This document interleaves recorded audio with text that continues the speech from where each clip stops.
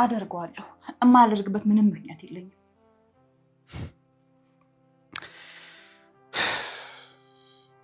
አታደርጊው።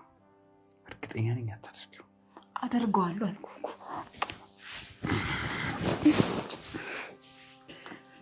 እስቲ ቆይ አይኔን እያይሽ ንገሪኝ። የእውነት ጨክነሽ እኔ ላይ ተመሰክርብኛለሽ? ሳትዋሽ የምር አንደበትሽ እሺ ብሎ ይታዘዝልሻል እኔ ላይ ለመመስከር? አላውቅም። በጣም ነው የማፈቅር።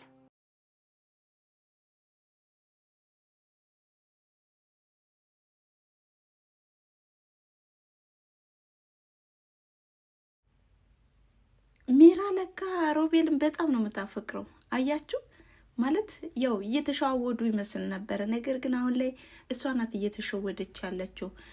ሮቤልን ሸወድኩ ብላ አሁን ላይም እንደምታፈቅረውና እንደምትወደው እየተናገረች ነው።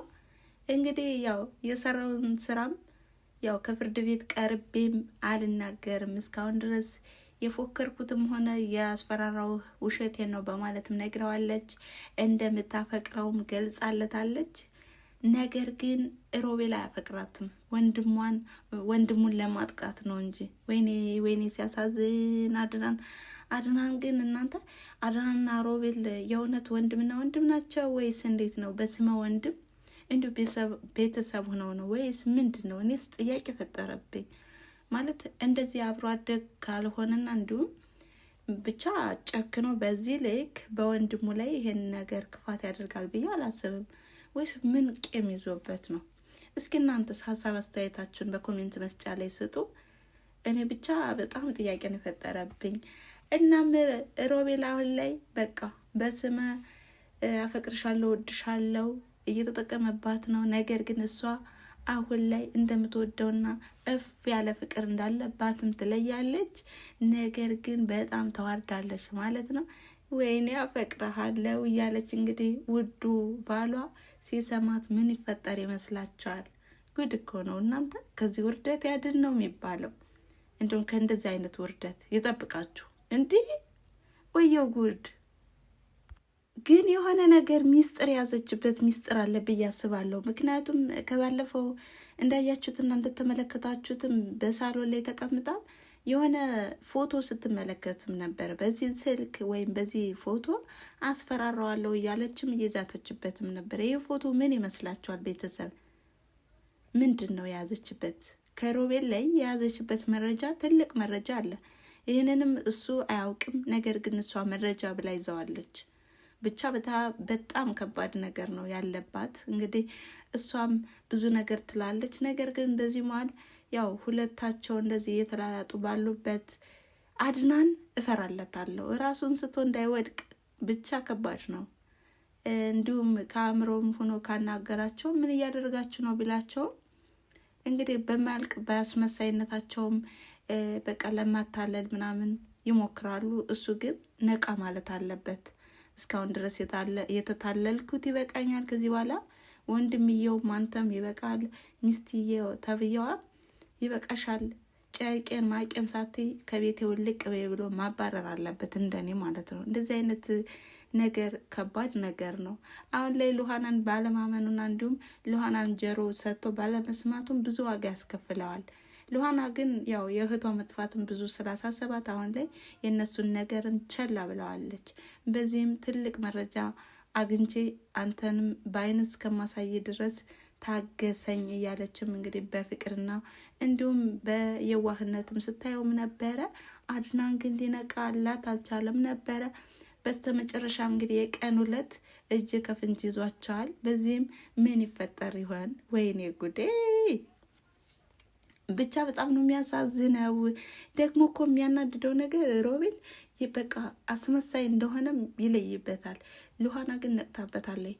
የእህቷ ነገር ወደ እሱም ስላዛመመባት መረጃዎች በሙሉ ወደ እሱ ነው የሚጠቁምበት። እና ምንድን ነው ይሄ የጆሮ ጌጥ ምንድን ነው? የት ነው ያገኘሁት መሰለ? ከክፍል ነው ያገኘሁት ብላም ስታፋጥተው እሱ ግን የባጤ ቆጡን ነበረ ሲዘበራረቅ የነበረው። ይህም ሚራን ተጠያቂ ለማድረግ የእሷ መጥፋት ሚራ ናት ተጠያቂነቷ በማለትም እንግዲህ ነገርየውን ወደ ሚራ ነበረ ያላከከባት። አሁን ግን ሉሃና ነቅታበታለች ማለት ነው። እና እያንዳንዷ ጊዜም እዚህ በማጥፋበት ጊዜም እህቴን እያጣዋት ነው እያለችም እሷን በጣም ከባድ ሁኔታ ላይ ናት። አድናን አሁን ላይ ማገዝ አለበት። በእህቱም ሆነ በሷ ያው የስነ ልቦናም አገዛ ያስፈልጋታል። የእህቷ መጥፋትም ብዙ ነገር እያደረባት ነው ማለት ነው። ጭንቀት፣ ፍርሃት ብቻ ምን ልበላችሁ እና ከዚህ ቤትም መቀመጥ የለባትም ብዬ አስባለሁ። ምክንያቱም ወታም መረጃዎችን መሰባሰብ አለባት። ያው ከወጣች ግን አታስገባትም። እንደገና መረጃዎችን ለማውጣት ለማግኘትም ቢሆን ያው እድሉም ትንሽ ይጠብባታል ብዬ አስባለሁ። ነገር ግን አሁን ላይ አድናን በደንብ መስራት አለበት። የእህቷንም ሆነ የነሱን ጉድ ለማውጣትም ባይተኛ አሪፍ ነው ባይነኝ። ብቻ በጣም ከባድ ነገር ነው። አድናን አሁን ላይ ጠንከር ብሎ እነሱንም አስወጥቶ ወደ ፖሊስ ጣቢያም ሄዶ ማመልከት አለበት። ካለዛ ግን አሁንም ሌላ ድራማ ይሰራበታል። ሉሃናም ቢሆን አሁን ላይ በቃ ሁኔታው ተረጋግታ ካላሰበችውም አዝማሚያው እንግዲህ ሮቤልና ሜራ አድናን እንድትጠረጥረው ነው የሚያደርጉ። መላቸው አያልቅምና ማለት ነው። እና በባለፈውም ክፍል አይታችሁ ከሆነ ያው አድናን በሳራ የሆነ ነገር እንዳለበትና እንዲሁም በጉዳዩም እንደሚያውቅም እናስመስል፣ እሱንም እንድትጠረጥር እናድርግ እያሉም ሴራም ሲያሰሩ ነበረ። በጣም ከባድ ሁኔታ ላይ ነው ማለት ነው። ወይኔ ፍጥጫቸው ግን ሉሃና ይመቻት፣ አንቀጠቀጠቻቸው እኮ ሮቤልንም በጥፊ ነው የከረቸመችው። ሌላኛው ደግሞ ያው ሚራንም አንቃታለች ማለት ነው። ሚራን ግን በቃ ተውዠቀዠቀች እኮ። እንዲሁም ደግሞ ያው ሮቤልም ላብ በላብ ነው የሆነ። ብቻ ምን ልበላችሁ፣ የአጥንቴን ፍላጭ አንቺን ይንሳኝ፣ እኔ ስለ እሷ የማውቀው ነገር የለም ብሎ ማለት እኮ። ወይ ውሸታም ሰው እኮ መጨረሻው ገደል ነው የሚገባ። እውነት መጨረሻቸው አያምርም። እኔ አስታውሰዋለሁ፣ አንድ ፊልም ነበረ ሰላም ተስፋዬ የሰራችው ፊልም። እንግዲህ በእህቷ ፍቅረኛ ላይ ብዙ ነገር ስታደርግ ቆይታ እኔን አፍቅረኝ እሷ ምንም አትረባም እያለች መጨረሻዋ ግን እሷ ናት እንግዲህ እሷ ከቆፈረችው ጉድጓድ ላይ የገባችው ማለት ነው። ይሄ ድራማም ልክ እንደዛ ማለት ነው። እና ብቻ ከባድ ነገር ነው። ለሰዎች የሚቆፈርላቸው ጉድጓድ ያው ራሳቸው ዙረው እንደሚገቡበት የሚያሳይ ነገር ነው። አድናንን አሁን ችግር ላይ ለመጣል ብዙ ነገር እያደረጉ ከችግር ላይ ችግር ከስህተት ላይ ስህተትም እየሰሩ ብዙ ነገር እያደረጉት ነው። ነገር ግን ተያይዘው ሁለታቸውም ገደል ይገባሉ ማለት ነው። አድናን ነጻ ይወጣል። ሉሃናንም እንግዲህ ፍቅሩንም ገልጾ በስነ ስርዓትም ፍቅራቸውን መቀጠል አለባቸው ባይነኝ። እንዲሁ ደግሞ ያው ሚራ አያልቅባትምና እኔ እርጉዝ ነኝ አስወጥታ ትጣለኝ ምናምን እያለች ካለቃቀሰችም ቀጥታ መውሰድ ያለበት የት ነው? እሱ ከሚያውቀው ክሊኒክ ወስዶ ማስመርመር አለበት። ጉዷን ማውጣት አለበት። ምንድን ነው እንደዚህ ማስመሰል? አምኗት ተቀምጦ ምን አይነት ጉድ ነው? ራሱን አሳልፎ ሰጥቷት። ወይ ጉድ! ለገንዘብ እኮ ሲባል ከባድ ነው። ግን እኮ ሮቤል ነው እስከዚህ ድረስ እንድትቆይ ያደረጋት እንጂ በባለፈው ክፍል ያው ሁሉንም ጥለነው እንውጣ ያለን ነገር ይበቃናል ብትለውም እሱ ግን አድናንን ስለጠመደውና እንዲሁም ባዶ እጁን አስቀርቶ እሱ የፈለገውን ነገር ለማግኘት ሲል ነበረ እንግዲህ ሚራን ሲለምናት የነበረ። እና ቀጣይስ በምን አይነት መንገድ ይመጣሉ ብላችሁ ታስባላችሁ? ቤተሰብ አድናን ብቻ በአእምሮ ይሁንና ተረጋግቶ አስቦ እነሱን ከህይወቱ ማውጣት አለበት ባይነኝ እንደኔ።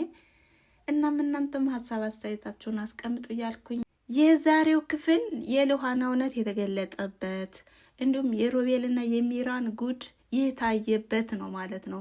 በእርግጥ ከሚያምናት ሚስቱ ከሚወደው ወንድሙ ይሄ ነገር ሲፈጸምና እንዲሁም አፈቅርሻለሁ አፈቅርሃለሁ እየተባባሉ ቃል እየተለዋወጡ መስማት ለሱ ለጤናው አስቸጋሪ ይሆናል ማለት ነው። ከዚህም እንግዲህ ሉሃና ደርሳ እሱን ካላጽናናቸውና እንዲሁም ካላበረታቸው አድናን ከባድ ችግር ላይ እንዳለም ያሳያል ማለት ነው። በዚህ ማል ግን ራሱን ስቶ ከወደቀ ከዛው ላይም እንግዲህ እረጋግጠው የሆነ ነገር ያደርጉታል ብዬ አስባለሁ። ምክንያቱም እሱም የሆነ ነገር ታሞ ሁሉን ነገር እንዳያስታውስ ነው የሚያደርጉት ብዬ አስባለሁ። ብቻ ከባድ ነገር ነው የሚፈጠረውን በቀጣይ ቪዲዮ እናያለን ማለት ነው። እናም ስላዳመጣችሁኝና ስለተከታተላችሁኝ ከልብ አመሰግናለሁ ያልኩኝ በቀጣይ ቪዲዮ እንገናኝ። መልካም ጊዜ። ቻው።